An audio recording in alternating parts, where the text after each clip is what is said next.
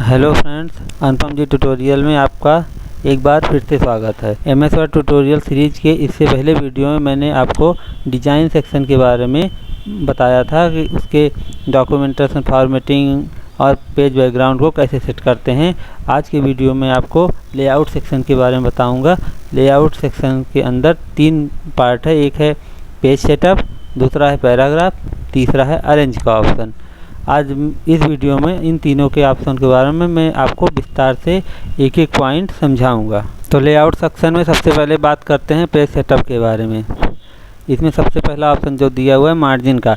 Margin से आप अपने पेज की मार्जिन के एडजस्ट कर सकते हैं। इसमें बहुत सारे आपको ऑप्शन दिए हुए हैं। जैसे नॉर्मल है, आपको पेज की नैरो मार्जिन रखनी है, मॉडरेट रखनी है, वाइड रखनी है या मिरर रखनी है, या फिर उसके अलावा भी ऑप्शन दिए हैं ऑफिस 2003 की डिफ़ॉल्ट मार्जिन रखनी है। तो आप इसमें से कौन सी मार्जिन आपको रखनी है यहाँ से चूज कर सकते हैं।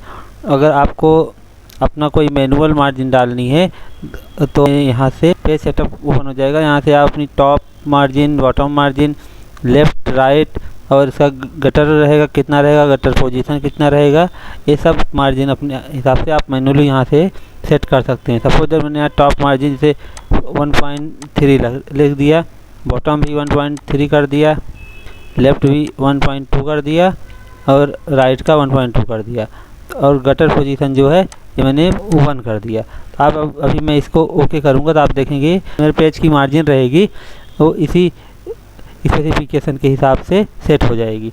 जैसे मैंने गटर का पोजीशन रखा था 1, तो आप देखेंगे यहाँ पे 1 मार्जिन यहाँ पे सेट हो गई है। उसके बाद ये पेज के ऊपर की मार्जिन 1.5 और पेज के नीचे की भी मार्जिन उतना सेट हो गई है और लेफ़्ट और राइट की भी मार्जिन बढ़ गई है। तो इस हिसाब से अपने पेज की मार्जिन को सेट कर सकते हैं। और अगर मुझे इसे फिर से नॉर्मल में लाना है तो मैं इसको नॉर्मल पे क्लिक कर दूंगा। ये पुरानी मार्जिन जैसे पहले थी वैसे हो गई है। उसके बाद आता है ओरिएंटेशन। आपको अपना जो पेज है उसका ओरिएंटेशन कैसे रखना है, पोर्ट्रेट रखना है, लैंडस्केप रखना है। आपको लैंडस्केप करना है तो आप इसे लैंडस्केप पे क्लिक कर देंगे।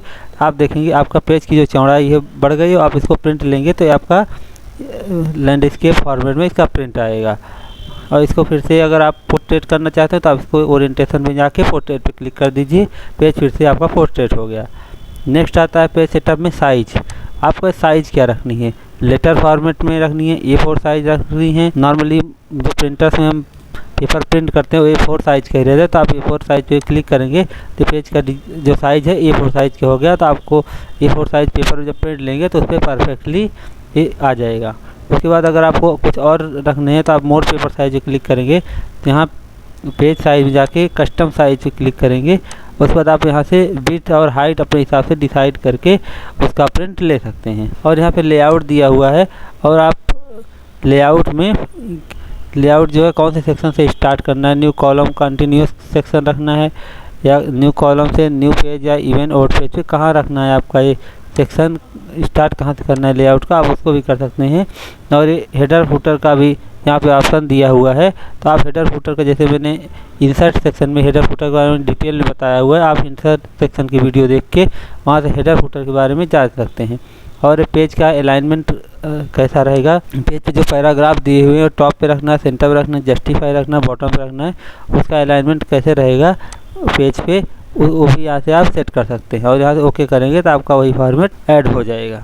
उसके बाद आता है ब्रेक का ऑप्शन। ब्रेक का ऑप्शन सपोज दैट मुझे इस पैराग्राफ के बाद इस पेज को ब्रेक कर देना है, नया पेज बन जाए। तो आप यहाँ पे ब्रेक पे आप यहाँ क्लिक करेंगे तो आप देखेंगे पैराग्राफ के बाद जो उसके बाद का पैराग्राफ था वो नए पेज पे ऐड हो गया, मतलब उस जगह के बाद से पेज ब्रेक हो गया है। उसके बाद अगर आपको कॉलम ब्रेक करना है तो आप इसको कॉलम को भी ब्रेक कर सकते हैं या टेक्स्ट रैपिंग करनी है आप टेक्स्ट रैपिंग करेंगे। देखेंगे आप टेक्स्ट जो है वो रैप होके एकदम बराबर आ गया, जो यहाँ पे बीच में ख़त्म हो रहा था पूरा जस्टिफाइड फॉर्मेट में लास्ट तक आ गया है। उसके बाद आता है सेक्शन ब्रेक। सेक्शन ब्रेक को में आप किसी भी सेक्शन को ब्रेक करके नेक्स्ट पेज में ऐड कर सकते हैं। और आप इस सेम पेज पे कोई सेक्शन कंटिन्यूस सेक्शन ऐड करना है तो आप इस पर क्लिक करेंगे, आपको उसी पेज पे आगे एक नया सेक्शन ऐड हो जाएगा। आप उस सेक्शन में अपना मैटर डाल सकते हैं। उसके बाद आता है ब्रेक में इवन और ओड पेज का। तो आप इवन आप एक साथ अगर आपके 5 पेज है तो 1, 3, 5 के भी ऐड कर सकते हैं और एक यहाँ पे 2 और 4 6 ऐसे हैं, तो ऐड इवन और ओड पेज के सेक्शंस को आप ब्रेक कर सकते हैं और उसमें इंसर्ट कर सकते हैं। उसके बाद आता है लाइन नंबर। आपके पेज में कितनी लाइंस हैं पैराग्राफ में, आप यहाँ पे लाइन नंबर्स भी ऐड कर सकते हैं। आपको सभी पेजेस के डॉक्यूमेंट से कंटिन्यूस नंबर देनी है तो आप कंटिन्यूस नंबर दे सकते हैं। सभी पेज पे नंबरिंग को रीस्टार्ट करना है तो उसको भी कर सकते हैं, और सभी सेक्शंस में अगर रीस्टार्ट करना है तो आप सेक्शन में भी नंबरिंग को रीस्टार्ट कर सकते हैं। और करंट पैराग्राफ के लिए सप्रेस कर देना है कि उसकी नंबरिंग ना हो तो आप उसको भी यहाँ से अप्लाई कर सकते हैं। और लाइन नंबरिंग के ऑप्शन भी दिए हुए हैं, आप वहाँ से, जैसे मैंने बताया था सेक्शन स्टार्ट कहाँ से करना है, आप वहाँ से नंबरिंग का भी कर सकते हैं। यहाँ लाइन नंबर पे आप क्लिक करेंगे तो आप यहाँ पे ऐड लाइन नंबरिंग ऐड करेंगे तो आपकी नंबरिंग कहाँ से स्टार्ट करनी है, किस नंबर से, आप यहाँ से 1 2 3 4 जहाँ पे जिस नंबर से आपका नंबरिंग स्टार्ट करनी है वहाँ से आप स्टार्ट कर सकते हैं। और काउंट कैसे करना है, काउंट बाय भी आप यहाँ से अपने हिसाब से कर सकते हैं। और टेक्स्ट में ऑटोमेटिक करना है या पॉइंट 1 में करना है, कैसे रखना है इसको टेक्स्ट में, तो उसको भी यहाँ से अपना डिसाइड कर सकते हैं। और नंबरिंग सभी पेज पे रीस्टार्ट करनी है या सभी सेक्शन में रीस्टार्ट करनी है या सभी कंटिन्यूस रखनी है, तो आप उसको क्लिक करके ओके कर देंगे और यहाँ ओके दबाएंगे तो आप देखेंगे यहाँ पे नंबरिंग आ जाएगी। देखेंगे आप 6 7 8 9 10 11 सभी कंटिन्यूस नंबरिंग आ गई यहाँ पे। उसके बाद आता है हाइफिनेशन। अगर आप सपोज दैट आपका कोई वर्ड है जो यहाँ पे वर्ड कोई लंबा वर्ड है वो जस्टिफाई करने के बाद या कोई भी अलाइनमेंट रखने के बाद यहाँ पे कंप्लीट नहीं हो रहा है, उसकी अगली लाइन में जा रहा है, उसके बीच में हाइफन ऐड हो जाता है तो आपको पता चल जाएगा कि आप वो वर्ड आगे अगले लाइन में या अगले पैराग्राफ में जा चुका था। सपोज दैट मैं यहाँ मैनुअल पे हाइफन करूँगा तो आप देखेंगे यहाँ पे क्योंकि हेडर इसी जगह आ गया तो आप यहाँ पे हाइफनेशन करने की ज़रूरत नहीं है। और आपको अगर ऑटोमेटिक हाइफनेशन कर देंगे तो आपका कोई भी पैराग्राफ में कोई भी ऐसा वर्ड आएगा कि अगर उसका आधा वर्ड कट के दूसरी लाइन में जा रहा है तो उसके पहले तो जो कटा हुआ वर्ड है उससे पहले एक हाइफन ऐड हो जाएगा। आप यहाँ पे ऑटोमेटिक क्लिक कर देंगे तो आपके पूरे डॉक्यूमेंट में कहीं भी ऐसा होगा तो अपने ऑटोमेटिक अप्लाई हो जाएगा। और यहाँ पे हाइफनेशन का ऑप्शन भी दिए हुए हैं कि आपको डॉक्यूमेंट को ऑटोमेटिकली करना है या हाइफनेशन वर्ड इन कैपिटल में करना है, और हाइफनेशन जोन कितना रहेगा, कितनी साइज़ क्या रहेगी उसका भी यहाँ से डिसाइड कर सकते हैं।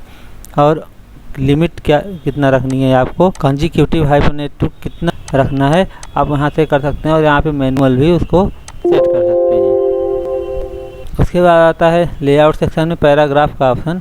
पैराग्राफ में यहाँ पे आपको जो ये सपोज दैट पेज में पैराग्राफ है, ये सब पैराग्राफ का जो स्पेसिंग के बारे में बताया गया है, तो स्पेसिंग का मैंने पहले ही बताया हुआ है तो यहाँ फिर भी मैं आपको यहाँ रिपीट कर रहा हूँ कि इसका इंटेंट कैसा रखना है। कि आपको लेफ़्ट में पैराग्राफ है, मैंने ये पैराग्राफ को सिलेक्ट कर लिया तो इसको लेफ़्ट में कैसे रखना है, आपको लेफ़्ट में कितने पॉइंट इसको इंटेंट कितना रखना है उससे कर सकते हैं। आपको राइट में कितना रखना है, राइट से भी इसका इंटेंट कर सकते हैं।